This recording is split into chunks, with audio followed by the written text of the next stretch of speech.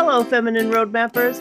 Welcome back to Feminine Roadmap Podcast, the podcast that helps you navigate the challenges and the changes of midlife and empowers you to live a more vibrant second half. If you're catching us on YouTube today, please don't forget to subscribe and ring that bell so you don't miss any more of these conversations. And if you're on a podcast platform, please remember to subscribe, rate, and share this conversation. Today, my guest is passionate about empowering women with education and knowledge so that they can make informed choices when it comes to their hormone health and their midlife health. Her goal is to help women thrive through menopause, midlife, and beyond. My guest is Dr. Deepti Gandhi. She's a board certified family medicine physician and a certified menopause specialist. Dr. Gandhi, thank you so much for being with me today. It's my pleasure to be here. Thank you for having me. I'm really excited to have this conversation with you today. I know we've had some time to get to know each other, and I'm excited for my audience to learn about you. Can you give us a little bit of a snapshot of why the mission and message of helping women in midlife? Well, thank you for asking that, Gina. I am really, really passionate about empowering women during this time of life that we call midlife and beyond. I'll just share with you, during the course of my career, I've witnessed my female patients just struggle with the different symptoms and fluctuations of hormones in their body caused by perimenopause. And I just felt so inadequate. I felt like I couldn't even offer them any proper care. And, we have to remember something. I started practicing kind of around when that WHI study in 2002 came out. So the information that I was given, and many physicians were given, was that hormones were dangerous. They could cause they could cause cancer and a lot of other health problems. And, we should take everyone off of them. And it really caused a lot of fear amongst not only medical providers, but our patients who depend on us to help them and educate them on their health. And so, I just remember thinking, oh, wow, I want to save my patients. I don't want to hurt them. I was listening to what I was told. Um, but as time went on, I just kind of started wondering, like, wait a minute, I kind of literally saw patients just, for lack of a better word, start sort of wilting in front of me, these women that I had known. Fast forward to some changes in my career and my medical practice. I got to a point where I just, had so many patients that were like, help me, help me. And I would send them to whoever I could find that seemed to be a specialist that I hoped might know more than me and could help them. And I didn't really get the best feedback a lot of the time from my patients. And they kept saying, can you just help me? Can you just help me? And you know what? At one point I just said, you know what, I need to do something. So I started basically just reading up on literature on my own, studying at night. I started taking some courses, actually, as devastating as the pandemic was, some of these medical courses came online and became virtual, right? And I think in many industries, a lot of things went online. So maybe that was one, positive thing that happened. And so I just started learning and consuming as much information as I could. And I would say I kind of created my own little mini fellowship. And that led up to me deciding to pursue the certification from the Menopause Society. And I just felt like finally I can offer effective care. But truly, I was inspired by my patients and my friends. And, let me tell you, along the way, I got into perimenopause. So nothing teaches you like your own experience and humbles you. Mm-hmm. It's interesting you use the term wilting, and it's such a natural thing. We all go through it. Like for millennia, women have experienced this. And so I think the stress of the world we live in, just the environment in general, is contributing to maybe the more intense experiences that we're having. When the world got industrialized in the 1900s, you start seeing women really having difficulty transitioning without feeling crazy or their bodies just rebelling. And so it's important for us to have doctors like yourself who are willing to go that extra mile. So we're normalizing the conversation around menopause. We're normalizing the process. But what I also understand that you do is it's not just like, well, it's just normal, deal with it.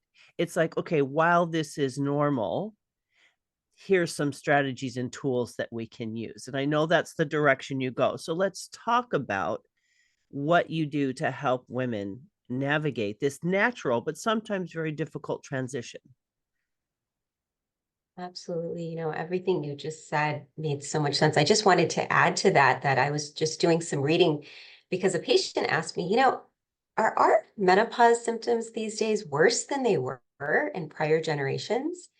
And I have to do more reading on it, but from what I'm gathering, they are. Mm. And I wanted to highlight kind of what you said about, just our modern world, and all the different factors that may be affecting this this part of life that we all go through, and why it may be worse than it was for our prior generations. But thank you for asking that question. Yeah, so my approach is to really just sit with my patient and listen. That's really the number one thing that I do, is I listen to my patients, because I know that if I listen, I'm going to hear what she needs, the information that she needs. And a lot of women, are gaslit, to be honest. I read there was an average that a woman has to see 5 to 7 different medical providers before she's even validated or offered anything. And so that piece is really important. I always tell my patients, you've been in your body, if you're in midlife, for what, at least 3, 4, 5 or more decades. You know yourself better than anyone else. You've been through stress, ups and downs, traumas, unfortunately. You know the difference between being irritated by your family, having a stressful day at work, all of that. You know the difference. You know when there's something else going on. And that's what women tell me, as they go, I'm not myself. Something else is going on here. Mm-hmm. They just know. Mm-hmm. And Right. it's And so unnerving too, because you know it's happening, but you don't, it's like it's trying to nail down jello sometimes, because we're critical of ourselves for being so overreactive or being so sensitive or being just incapable of coping. That feeling of like, I just can't take it anymore. And it's like, I remember, I mean, I'm still in perimenopause, but that thought of like, what is happening? Like, why am I so darn irritated? Like, it's hormones, but at the same time, you're like, this is ridiculous. I need to get a grip, but that journey of yeah. compassion that you offer as a doctor, I think is a wonderful first step. We need to be heard and Thank you. understood, right? That we're not crazy. Absolutely. Absolutely. I think, that's sort of the biggest piece, is just having someone listen to you and validate you and believe you, Yeah. and not being dismissed, Mm. and that's what a lot of my patients share with me. And I like your analogy about the jello, because the other part about this time of life that I think is worthwhile highlighting again is that there's a little part of you that's sort of like frustrated, maybe sad, maybe angry that all of this change is happening, that you weren't the multitasking machine that you once were, to the level that you once were, which makes us question, do we need to be at that level, right? But that's a separate side note. Yeah. But it there's a lot of feelings associated with it. Women feel a stigma and don't even want to talk about these things, because they Mm. feel like, oh, I'm getting old, and in our society, right? And then women, we're deeply conditioned into thinking that our self-worth comes from our fertility, our beauty, right? I mean, Mm-hmm. hopefully we expand on that and know better, but some of that conditioning is really deep. Yes. And it's psychologically a bit, it screws with us because we might have like, let me use myself as an example. I have an ideal of aging gracefully. And then your body's cooperating, your skin's cooperating, your hair's cooperating, whatever. And then you hit perimenopause. And for some women, they have that fast aging, right? I've learned about that. And I didn't even know that was a thing. But you do wonder, some women it's like it just changes the way their face looks. It changes like for some women, it's very physically changing. And I agree, Dr. Gandhi, that it's a bit of a grieving process because we don't realize how much we value it until we begin to lose it. And so, like, my ideal of aging gracefully is one thing, but to actually face the changes and be at peace is another.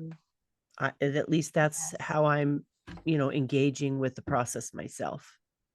Yes. Yes. And Well I'm said. wondering if, because you as a doctor, you're dealing with physical symptoms, but that mental and emotional and even spiritual side, just that, we're more than our bodies, but we're so reduced to it sometimes. And that's what I mean, how you have to navigate all these pieces of who we are. And when it comes to that, it sounds like you're moving in that direction when you meet your patient. What do you do to help a woman kind of settle so that you can move forward in it? Because I know we can get caught up in the moment of the brain fog, the whatever, and it can really be Sure. distracting. Absolutely. So I kind of like to frame this phase of life as version 2.0. Yeah. So I like to kind of offer to my patients or my followers or listeners this toolbox approach, right? I like that approach kind of, that we tend to have for thing in life, any situation, any predicament, any new challenge, there's a toolbox, right? And I tell them, listen, this is version 2.0. And as much as these symptoms, these changes that we're facing, are so frustrating, painful, angering, maybe, it's an opportunity. It's an opportunity to finally shift some focus back to yourself, right? Women are biologically primed and socially conditioned to be, as I said before, multitasking machines, carry the emotional burden of relationships across the board, tend to everyone, be aware of everyone. Women a lot of the time in midlife, men as well, but we're talking about women today, tend to feel what I call that midlife squeeze, right? Where you're worried about your kids. If you have some grandkids, you're worried about them.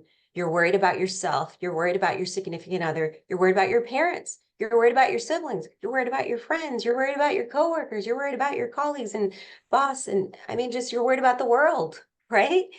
And it can really, really take a toll on us. But sometimes these symptoms can stop you in your tracks and grab your attention, maybe finally to say, okay, wait a minute. Maybe I need to delegate. Maybe I need to stop enabling. Maybe I need to push back and give myself time, right? And so that's where I try to integrate this word called opportunity, right? We get to acknowledge, mourn, and have all of the feelings regarding like all the changes that might be happening. But if we're able to kind of step back and shift our mindset, then this is where I feel like the midlife mindset is key. We can get creative and we can look at it like an opportunity. And that's when my toolbox approach. So I have this imaginary toolbox. I think I'm going to buy a real one and have like maybe some index cards or something in there to kind of make that visual experience, maybe it'll foster more learning, I think, in my clinic. But I just feel like if we can have that approach and say, okay, the things that tips, tricks, techniques that I used to use, my moisturizer, the way I exercise, the way I ate, the way I thought, they all kind of need to be curated. Okay, let's look at the toolbox, right? And if we just kind of say, okay, let's really look at what works for me, what doesn't work for me, be open to the fact that we might need to throw some of those tools out. Maybe we need to sharpen some. Maybe we need to bring back a tool, retry it again, that sort of thing. Mhm. It's a delicate dance, and it's so different for each person, isn't it? Absolutely. There's a Absolutely. courage element to this season of life that I love, Mm-hmm. because it's as if life is forcing us to slow down a little bit, and it can feel we're less than, we're less capable than, right? I think that's the psychological side. But I'm really, because I'm in the midst of it, to your point, seeing the beauty and the opportunity in the seasons. And that's the word that I like to hang on to, because it doesn't mean we're bad or not enough now. It's just a different season, which, to your point, requires different tools, different strategies, and a different mindset all around in order to really glean the beauty of this specific season of life. At least that's how I'm feeling about it, and trying to keep my head on straight. Oh, I love that. I love that analogy of the seasons. Absolutely. Yeah. It's so funny. This is when you talk about the toolbox as an artist, I've got this like visual thing happening. It's like, I think it's helpful to have a visual tool like that. Instead of index cards, you could shape the cards like a specific tool. I don't know, just thinking about how helpful it would be to have a woman say, look at these tools. What do you think you have? And what do you think you need? How Yes. powerful I think that would be, because it shifts us from here. Do you know what I mean? Like thinking and thinking and thinking. And it gives us something concrete outside of our body to look at and go, oh, yeah, that's such a beautiful thing that you're creating in your mind that I think would be really powerful for women to see. Because it sounds like what you're saying, Dr. Gandhi, is that we're this compilation of experiences and knowledge and wisdom, and we get kind of lost, or maybe it's just the season that we do all those things in care, right? But this shift that you're talking about, I think it's part of the nature of our process. There's some kind of proving process that we're going through so that we can become this more, I don't know if mature is the right word, but do you understand what I'm saying? Like it's we're becoming. It's like Mm-hmm. the caterpillar to the butterfly almost. I feel like menopause is that metamorphosis. The perimenopause is Oh, the thing in the middle. it's beautiful. I just had this beautiful vision of that. Wow, I love that. Menopause is a metamorphosis. Yeah. Love it. Yeah. And I think having a doctor like you that can appreciate the uniqueness of each woman's journey, but the overarching reality that it's a common experience in general, you know. Um, what is your favorite part of this process? What do you love about working with midlife women? You know, I love working with midlife women because they have gotten to a point where they know themselves, Mhm. where they have a knowing that's beyond their roles and labels. Mhm. Mhm. And they may be in the process of realizing that, but I see it. And I love it. I love when I see that and when they realize that. What are some of the tools in that toolkit that you think become more prominent in this season of life? I have my top 7 tools.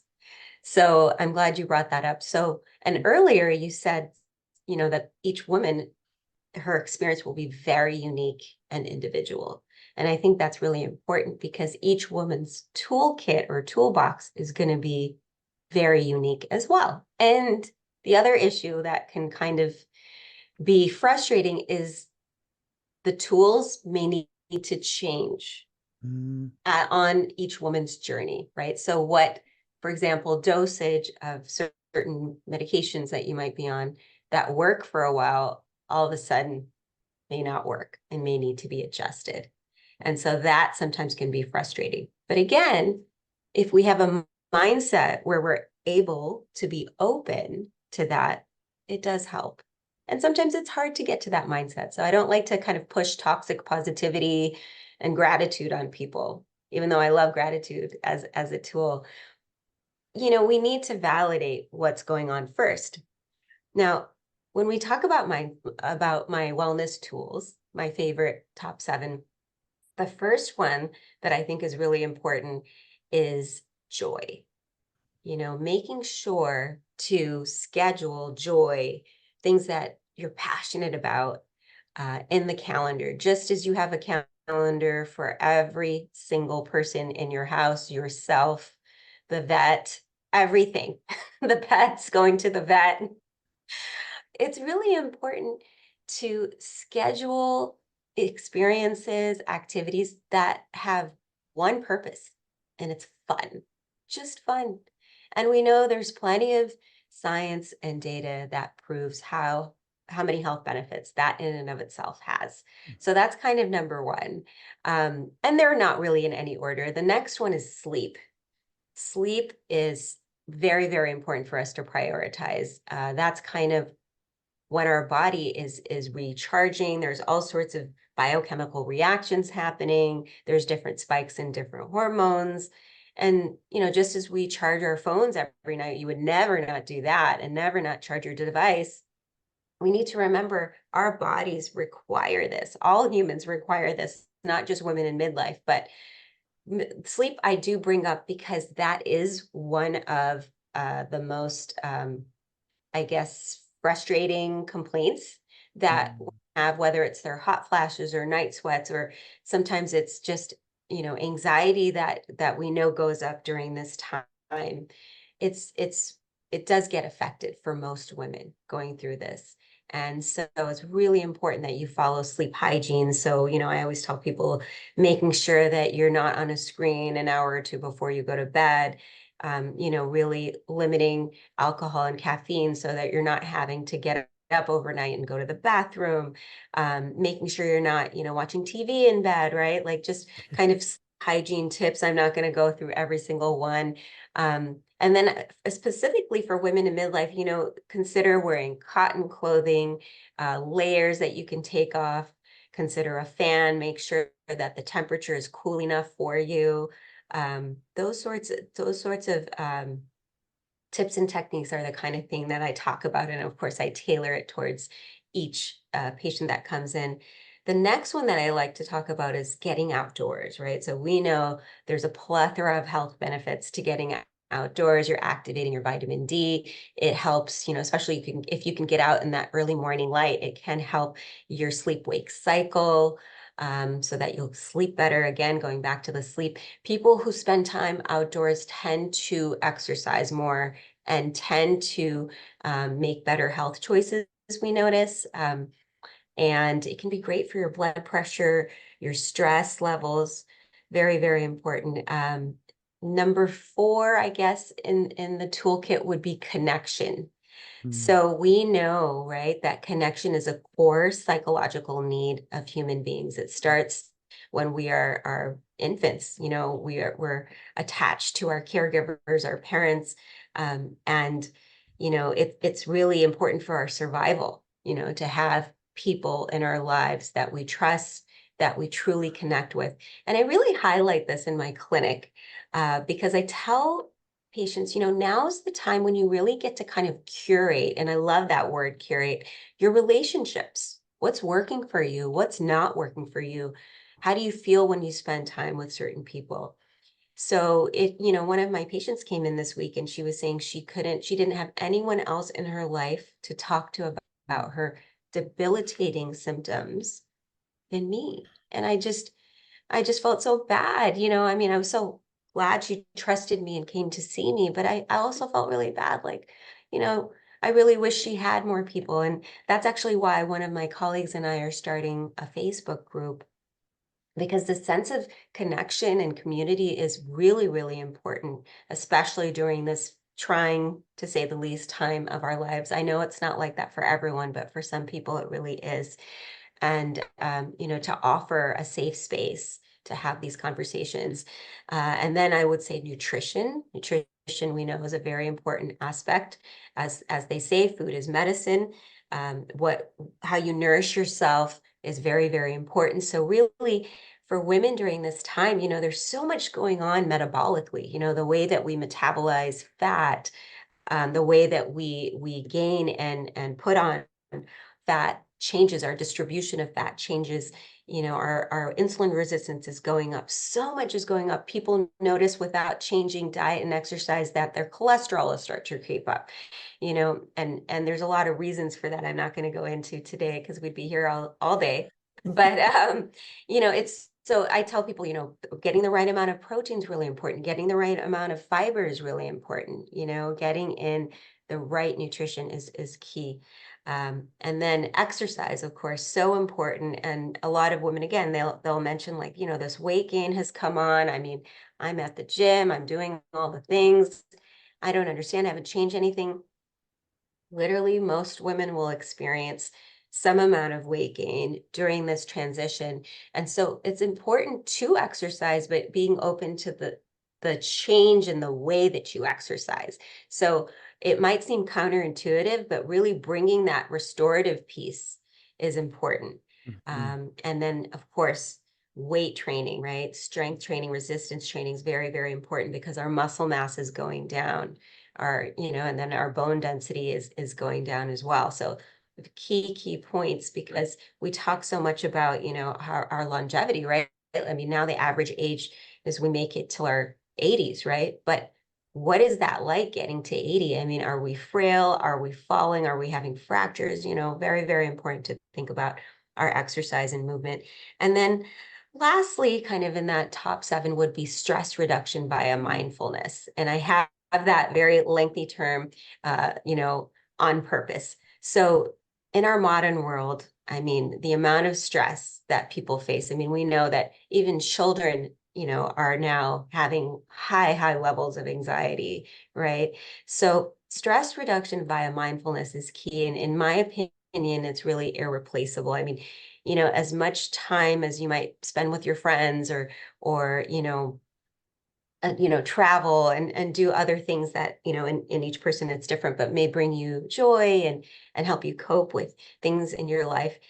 We know there is so much research on mindfulness and the health benefits. And so I put it in my notes and I share with my patients, and I'm always happy to jump on a call and show them how to practice some of these.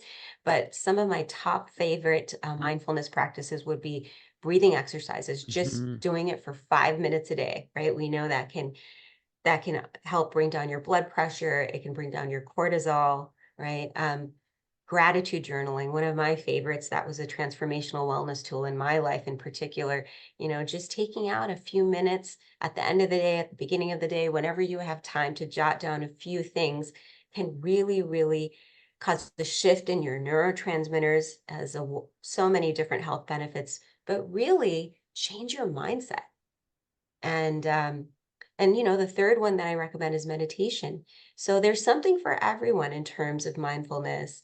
But those are kind of my top ones, Gina. When you mentioned breathing is a fantastic tool for sleep as well. I use an app called Headspace. I started using it because my husband sometimes snores, not all the time. And usually I'm the person that when I'm asleep, it doesn't matter. But getting to sleep might be more challenging with the noise. So I needed something to redirect my brain to. And so they talk, and then they have different wind down exercises. And one of them is different breathing techniques. And I find that breathing is a way of calming my brain.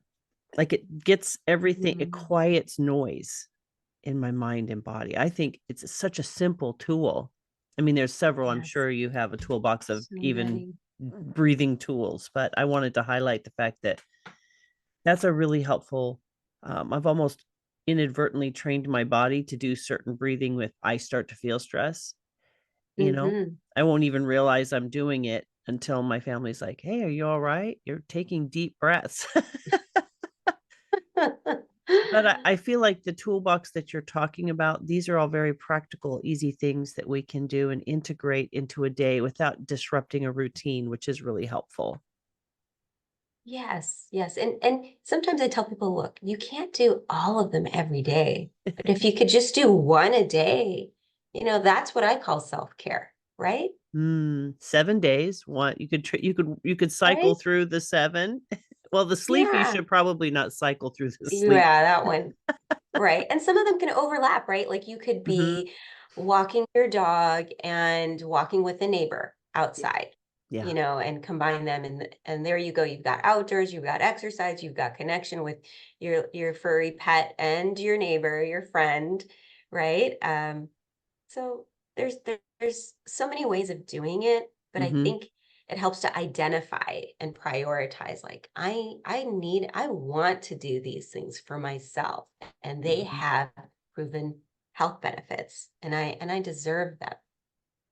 That's a really good point, Dr. Gandhi, is learning to identify what we need and then ask for it.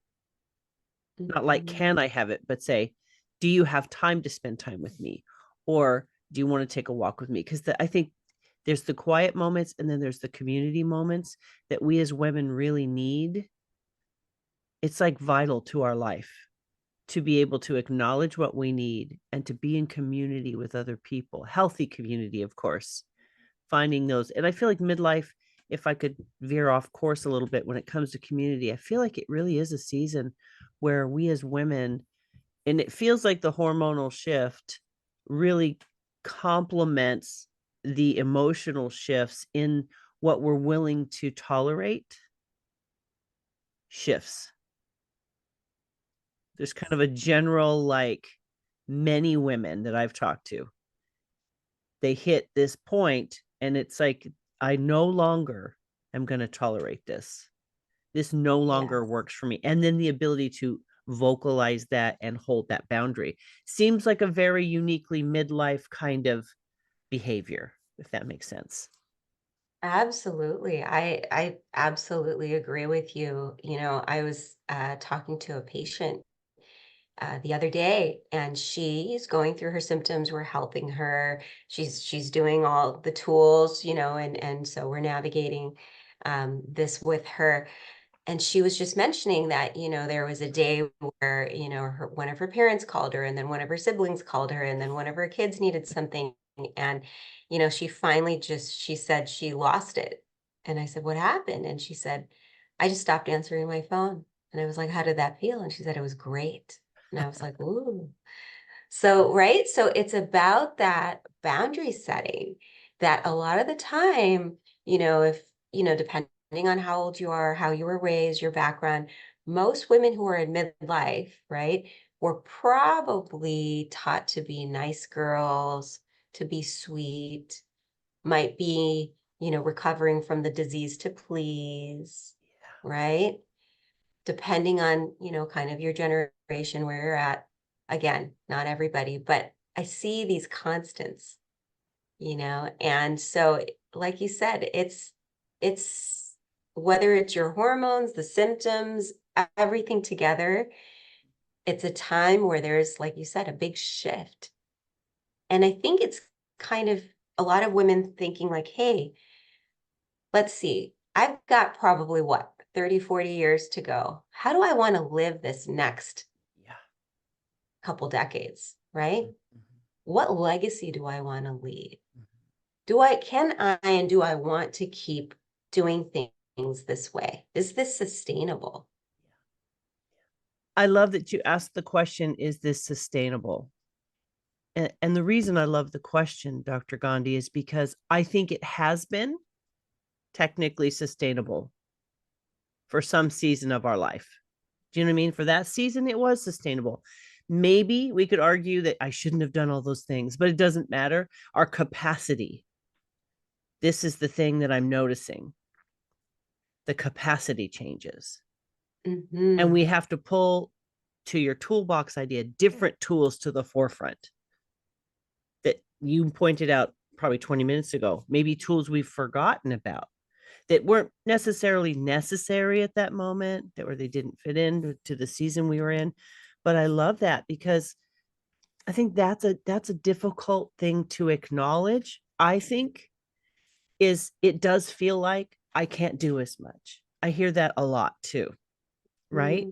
And the opportunity, I want to circle back to the opportunity to shift that mindset. And that's your words, that we can see it as a loss or we can see it as an opportunity. And I'd like to flesh out the opportunity mindset a little bit because I think it's an important way to redirect our frustrations or our grief or whatever it is, the emotion we would call it. So let's talk a little bit more about the opportunity that midlife offers us. I love how you phrase that. I feel that there's times in our life, where we're faced with challenges and we're angry. We don't want to change. We are upset. We're sad. Why is this happening to me? Mm-hmm. And this time of life can feel like that. But the thing is, it's going to happen for all of us. We are all, if we're lucky enough to be alive, going to experience those changes. Now, for some people, they're asymptomatic, they breeze right through. For others, it's a different story. They're miserable. They're debilitating symptoms for them. So if we talk about someone who's struggling, who's suffering, a lot of the time what happens is we have this resistance, and that really impedes us from sort of getting to that creative, this is an opportunity kind of place, right? That Mm-hmm. space. And when we talk about resistance, I don't mean to say that we aren't allowed to be upset, complain, Right. Angry, sad, frustrated, of course. And we need to validate those feelings. I'm not, again, about bypassing of any of it because we all know, right? We've done that where we tried to bypass and we ended up blowing up, probably on someone else who didn't deserve it, right? Yeah. And making a mess and then having to do damage control doesn't work, right? Mm-hmm. So after we've felt all the feelings and continue, like you said earlier in the episode, to have compassion, and give ourselves grace for navigating this difficult part of life, there comes a point where, we have to sit in some degree of acceptance, right? If Yeah. you accept, okay, this is where I'm at. Sometimes it's awful. And sometimes I kind of like, deciding that I'm laying down a boundary and no longer, taking X, Y, and Z, right? We start to sort of open ourselves up, right? And when we accept our set of circumstances, we can then maybe create a space Mm-hmm. for getting creative, right? Mm-hmm. And maybe having some gratitude for some of the few silver linings that there might be. And and then that opens up, like I said again, that sort of creativity, solutions based mindset, abundance mindset, Mm-hmm. right? And then maybe we can say, let me think about those tools, right? Let me think about ordering that book to help me understand this. Let me make that appointment. Let me take a walk. Let me make a smoothie, and Mm-hmm. that's when we can start to embrace the as is, the reality of what's happening, and then become creative. Mm-hmm. It's like removing the resistance is the key for that door of opportunity and seeing it to even open. The resistance keeps us from even seeing that there's an option other than the frustration that we're sitting in the moment. So, yeah. Regina, I just wanted to say, on behalf of the medical community that, the not validating, you know, doesn't help women get to a place of acceptance and creativity, right? And feeling like, okay, let me open this toolbox up and start figuring this out. So it's so important, to have a community and to see providers who understand, who have sought out education and are experts. Yeah. Right? Yeah. Otherwise, women could, with all the intentions of wanting to help themselves, embracing this aspect of life, could just keep bumping into no support. And that's not okay. Mm-hmm. Which is another boundary that we have the opportunity to set in this season of life, right? Right. This is not adequate for my needs. I need to ask for more. So Dr. Gandhi, if you had three key takeaways that you really want my audience to sit with and to receive, what would those be? Oh, I love this question, Gina. My first one would be to listen to yourself, to trust yourself, listen and trust yourself. Again, you have been in your body for decades. No one knows your body better than you. Yeah. So that would be kind of number one. And then number two, my favorite toolbox approach. Be open, switch out tools, try tools again, try new tools. And I think the third would be, as I said, one of my favorite words is curate. Curate your life. Be mindful, be choosy with everything you ingest, whether it's, the feeds on your social media accounts, the TV shows you watch, the podcasts you listen to, the music you listen to, the people that you surround yourself. What are the conversations that are being had? And of course, medical information, health information, just be choosy. And of course, that includes what you eat, right? To what you ingest in general. So curate your life. Eyes, ears, and mouth, right? All the senses. All the senses. So, Dr. Gandhi, how can people find you and your resources? Oh, I think the best way to kind of stay close to me and my work is on Instagram. So my account is Soleil_wellness. So it's SOLEIL and then _wellness. Perfect. Yes. And then I will be sharing on that account a Facebook page that I'm creating with a colleague to offer women a sense of community, science-based information, holistic tips, because I see this need so much. And I also have a midlife mindfulness mastery kind of group coaching program that I'm still in the works with, still developing. I'm developing the title, so forgive me, I don't have that quite yet.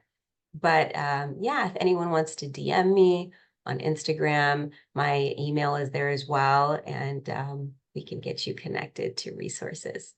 Wonderful. Well, Dr. Gandhi, again, thank you so much for bringing your wisdom, your knowledge, your passion, and your compassion to this conversation. I think it's so important to have women like you as well. Male doctors are great, and I've had some, but I just really appreciate you tapping into that reality of you as a woman and compassionately communicating it to other women, because I think back to that community, the right doctor is a good addition to the community that we need in this season of life, and mentoring those coming behind us so that they can have maybe a more positive experience. So thank you for making the shifts that you made, courageously choosing to get more education, more specialized, and then showing up in the world with all these things that you're curating yourself so that women can have more resources. I really appreciate you and what you're doing in the world. Oh, thank you so much, Gina. I mean, I'm such a fan of your work and what you put out to the world, the conversations that you have and all of the wisdom that you bring, the support, the information. It's so needed. So thank you so much for having me. It was a pleasure. Wonderful. And now you're a part of that resource. And I'm just so grateful for this opportunity to have a podcast. And if you are hearing this podcast for the first time, this resource is deep and wide.